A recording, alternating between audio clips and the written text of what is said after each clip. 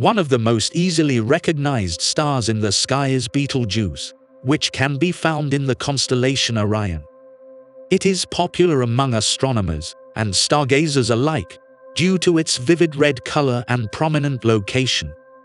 But Betelgeuse's enigmatic behavior is what makes it so fascinating. Because of its periodic pulsations, which cause it to grow and shrink in size, astronomers refer to it as a variable star. The star's brightness varies as a result of this pulsation, sometimes making it one of the brightest stars in the sky, and other times drastically diminishing it. With a diameter more than 1,000 times greater than our Sun, Betelgeuse is now a real giant. It would completely swallow the inner planets, including Earth, and extend all the way up to Jupiter, if you put it in the center of our solar system. It is a red supergiant star that is nearing the end of its existence, due to its enormous size and mass. The gigantic star is really dying, but since stars die all the time, that is not what has piqued our curiosity. Astronomers have been alarmed by Betelgeuse's dimming. The star experienced an extraordinary dimming event in late 2019 and early 2020, losing a considerable amount of its brightness. Scientists all throughout the world began to speculate and became curious about this. Betelgeuse's fading was explained by a number of ideas, but one stood out and was later shown to be true by the Hubble Space Telescope. Scientists discovered that the star released a large cloud of dust that partially blocked our view of its light based on Hubble's observations. The star has not cycled again since February 2020, when it last faded. What we do know is that the star's surface is now bouncing like gelatin on a plate, and that it no longer has the natural 400-day heartbeat that it had for at least 2 centuries as it recovered from blasting out a significant portion of its interior in late 2019, an event that became known as the Great Dimming. Yes, Betelgeuse is still behaving in an odd manner, and in the future, it will finally run out of fuel and explode in a magnificent supernova. Though, only a group of scientists are certain of the exact timing of that. They further claim that the explosion could occur at any moment, while you are viewing this video, or very soon. You are watching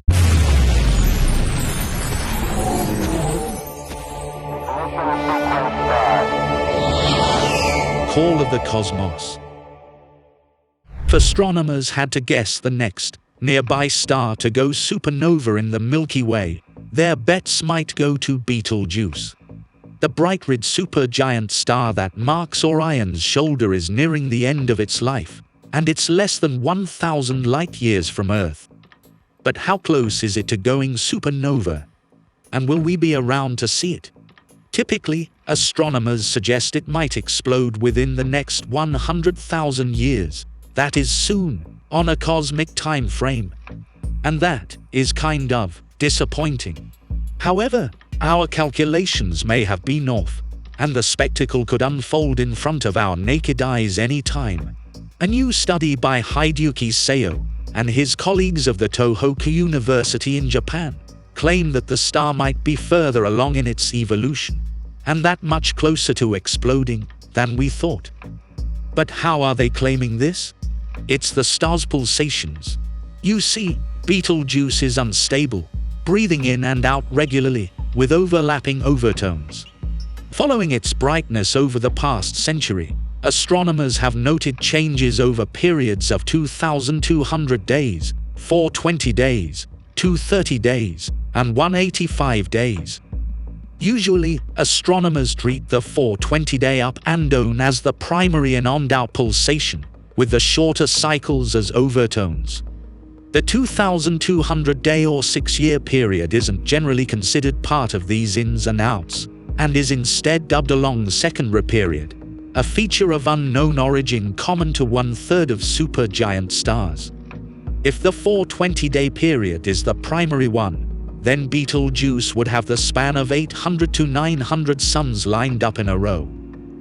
Placed in the solar system, it would almost reach the orbit of Jupiter.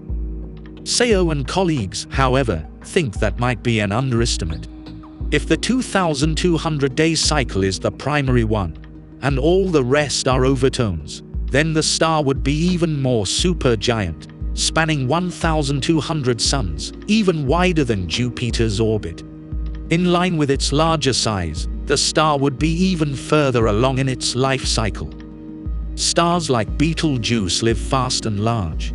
Like the Sun, they first light up by fusing hydrogen into helium within their cores, but they quickly move on to helium, fusing it into carbon. Carbon then burns to make other, heavier elements.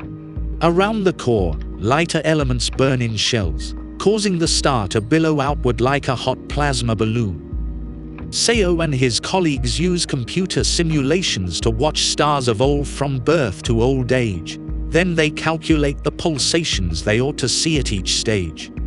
They find that all 4 pulsations, from the 2,200-day cycle through the 185-day cycle, can be explained by a breathing star in the late stages of carbon burning. After carbon is exhausted in the core, a core collapse leading to a supernova explosion is expected in a few tens years, the researchers write. But when will the carbon run out? It's hard to tell, because the pulsation periods don't change much at this late stage. It's not possible to exactly estimate how much carbon is left in the core at present, Seo says. We just guess the time to the carbon exhaustion is probably less than a few hundred years. So, to put some headlines in perspective, Seo's group isn't saying Betelgeuse will blow tomorrow or even in the next decade. The researchers' claim is that Betelgeuse would blow within 1,000 years, rather than 10,000 or 100,000. The 2,200-day pulsation, if radial, creates other problems too.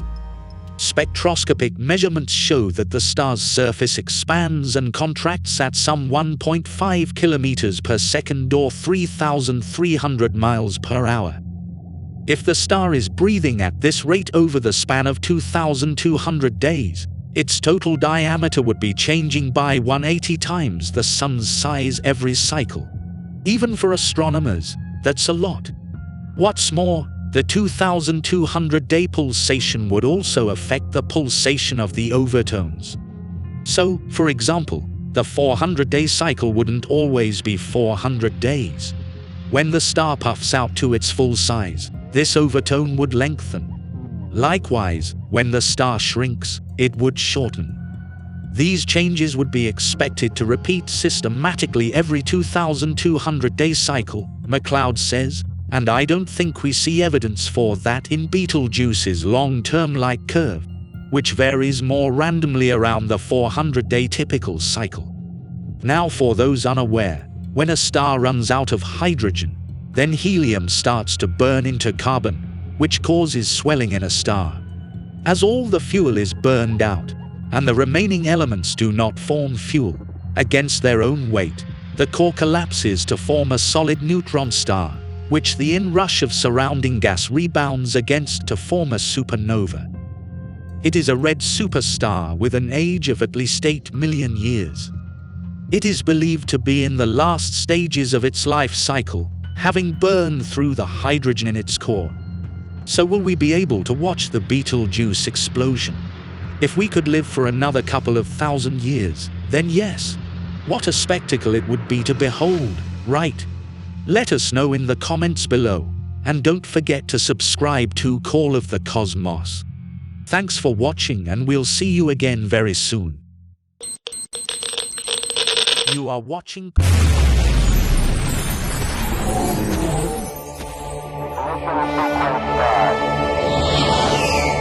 Call of the Cosmos.